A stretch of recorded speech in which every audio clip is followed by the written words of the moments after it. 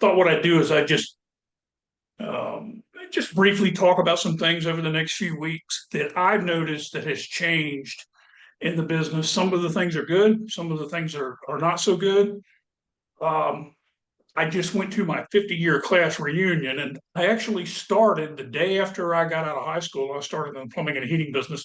I've seen a lot of stuff come and go, and there's a few things that have definitely stuck around. The image you're looking right now, that's me. I'm like 5 years old, and that's my dad. As he said, he was in the plumbing business too. Died on a plumbing call, and that was the day I announced to my family, I'm not dying on a damn plumbing call.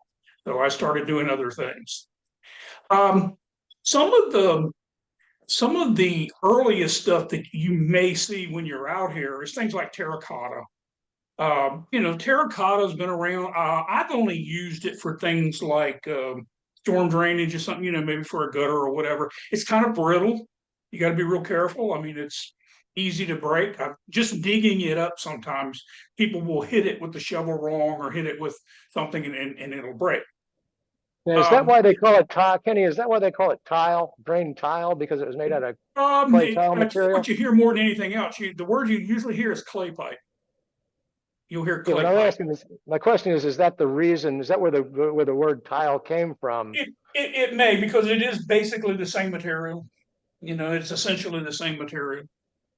This one here has the joints, the rubber joints in it. I've seen guys put this stuff in and just use cement, and cement is not root proof, and this thing can be just completely overtaken with string roots, and eventually it's got to come out anyway. Is this the stuff Another they call material, Orangeburg? another material is Orangeburg. Orangeburg is essentially tar paper. It's rolled up, rolled up, rolled up, made into this. My understanding, it really got a lot of use during the war, World War II, because they were trying to save metal. Obviously, I've seen some of this stuff that was 40 or 50 years old, and it would still work, but it bellies out, it flattens out, and I've seen roots grab it, and it looks like they twisted it. Just completely twisted it. And when I would dig it up to replace it, I would be amazed and just be totally amazed that it was still draining. But it absolutely was. Lead, we all know about lead. That's kind of when I got into the business. I've poured quite a few lid joints in my time, but they're honestly what I've been pouring would be toilet flanges, closet flanges, clean outs and things like that. My father was in the business when this, what you see here to the left, was being installed. It was really neat to watch old timers do this. The guy that my dad was in business with had been in the business a long time, and they did a lot of that. They showed me things like even lid bends and things like that that they would put onto the cast iron, and it's amazing when you see it. I mean, it was a real art. It weren't easy like it is today. Um, as we started transitioning over to no hub, you can see the bands and things here. What I immediately noticed was it didn't have as much oomph to it. It came in 10-foot joints. It was thinner. And of course, over the years, you get to kind of see it more and more. And what I found over the years was it was more prone to rusting out. It would do it on the top and it would do it on the bottom. It would do it pretty quickly on the bottom in some areas. I'm sure it had to do with what was being used as the drain pipe, or as the drain, what was going through the drain. But the no-hub bands have changed a few times because the original ones, 15 years later, you're out there, you're digging it up, and you could take the band loose and tear the little neoprene bands like they were paper. It would just shred. So over the years, things have got a lot more rigid, a little heavier. We're using more strong back type bands and things like that now. At the right, you see the tool that we primarily use to cut it with. I mean, I know guys that'll try to use a chop saw and all that stuff, but this thing here will snap it, and you don't have sparks flying everywhere. The tool above it is what we put on the band, and the band is torqued up. That thing is pre-adjusted to 60 pounds, and it did the job, but it's not going to be something that's going to last, 100 years. You still have some of the other cast iron out here for a long time. This stuff is not going to go that long. The grommets, the compression gaskets and all that go inside of it. This was a tough pipe to put in sometimes because you actually used a tool. It was almost like a come along, and you would use it, and you would put grease on it, grease it up, pull the things together. So it didn't get used a lot. Most people would have rather just pour joints and things like that. Copper. Now in the 70s, I was putting in a lot of copper, and it was affordable, and we didn't have the problem we have today. Today, you put copper in a house, you go home, then come back the next day, and the copper walked off the job. It's too valuable. People are going to go in and rip it out. And the price is through the roof now compared to what it used to be.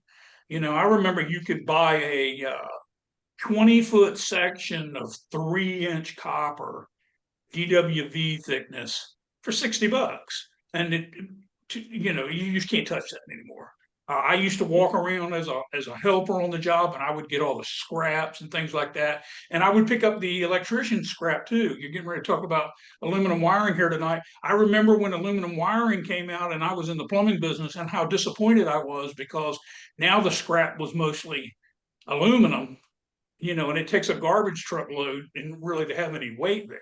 So I was like, this is not good for me. But anyway, after a while, like I said, it's just gotten so expensive to put in, and you don't see it that much. I'm sure. Well, Kenny, you said 1970s. My experience is it was really when it was popular was the 60s. Am I? Well, maybe some of the late 60s, but I put it in until 76. Something like that. We put it in. I was when I was in high school, and then right after I got out of high school, we were putting it in here in Virginia Beach. We had one contractor in particular. He just raved about the stuff, but I'll be honest with you. What I found wasn't so much for sewage, and we didn't bury it in the yard or anything. It was the roughing material in the house. But what I found was. If you dumped alcohol in a bar sink or something like that, it would eat it up. We used to have a lot of high-end houses on the ocean front where I live, and almost everybody had had a wet bar, and we were always going in there and replacing traps. The wet bar, they would just pour in the alcohol, it would just destroy it. And so it did, I always tell people, if you do see it in an older place, don't think it can't wear out, because it definitely can. It definitely will at some point. ABS. Can you just look at that picture again, because you got the wood eye floor joist didn't come into the 80s, so this is like you got copper going in the 80s. Well, right? and I'm sure in some areas they probably continued to use it. We kind of stopped when we were kind of using both no hub cast iron, and we were using copper about the same time. Every now and then somebody would have this bright idea to even with the cast iron, they would use galvanized arm. They would put the arm for a drain or something out of galvanized, and that was just a terrible idea, because that material, it clogs up from the inside, it wears out from the inside, and you can always count on it going bad at some point. But the clogs were the biggest thing. Now, copper didn't clog as bad. It's smooth inside. It actually does pretty good, but it just wears out over time. It's fairly thin, so it does wear out. Now, ABS, when ABS came out, ABS plastic, a lot of us jumped on it. We liked the look of it, and we used it for a while. But I'll tell you what happened in a lot of areas. The suppliers decided we're only going to carry one or the other, ABS or PVC. And most of them, I know Ferguson was one of the big suppliers back then. Ferguson decided to use ABS, and you really had a hard time finding. They used PVC, and they had a hard time finding the ABS. I always liked the look of the ABS better, because it was nice, and it was nice, and everything was black, and it was all nice joints and stuff. And the thing I always hated about PVC was the primer and all that stuff. I mean, it gets everywhere. You would see that stuff dripping down the pipe, and I just thought it looked bad. But that material has held up so well, It continues to hold up today. And I think the only place I've ever found where there was definitely going to be a problem if you used it is if it was going to be exposed to a lot of sunlight and cold weather. Here in Hampton Roads, we have a lot of piers, we have a lot of docks. And if you put that stuff under a dock, we did an entire restaurant, and a lot of it was hanging under a pier one time. And in 2 or 3 years, you could thump some of the fittings with a pair of pliers or something, it would crack. But in most cases in the house and stuff, I've never had any issues with it. It's just done really well. You see on the image here, you see it non-pressure. That's the foam core pipe, a lot lighter. Foam core is not as strong as the Schedule 40 for sure. You could strap it down to a truck, and after a while, if it laid up on top of your truck for a little while, the strap would bend the pipe, would put a crease in the pipe. That's how easy it was to do that. Whereas the other, not so much. But I have another reason for liking PVC, and that is it probably helped so many plumbers in the business. I know some of you may know this, but the average age for a plumber to retire is in his 50s, and it's hard work. My dad, he had aches and pains, and I just happened to get them quicker than he did from all that lifting, all that pouring joints and stuff like that. Whereas PVC, it's much lighter. You cover a huge area. I mean, it's 20-foot sections. The cast iron, the no hub would be like 10-foot sections, and then the really heavy service pipe would be in 4-foot sections. But it was still very, very heavy. So when I see PVC in a house, if you want to puff it up a little bit, you want to tell somebody the good things about it. The number one thing that I've always found with PVC is unless you overload a drain, I'm talking about a lot of paper or whatever, that stuff will drain better than anything out there because the inside is smooth, stuff doesn't cling to it as much as it does with it just doesn't cling to things like like in cast iron and in galvanized. The little rough surfaces inside allow this stuff to collect, and it would build up in no time. You could almost never get away with galvanized or cast iron in kitchens, and a lot of times your kitchens were also connected to a wash machine line somewhere. More than 2 or 3 years, and you were going to have the drain, cleaned out, and then after it had been in for a while, I've gone to the same house at least once a year in many cases to snake those lines out. And PVC, anytime I've ever found it plugged up, it was because it wasn't supported well and it bellied out, or because somebody just put too much stuff in it. They just overloaded it. They kept forcing it stuff down the drain, and then it would overload it. But I always point out to folks that keep the straps lined up right. Give it good support. And the chances are, unless you get somebody crazy and I've seen it. I mean, people just way too much toilet paper down there sometimes.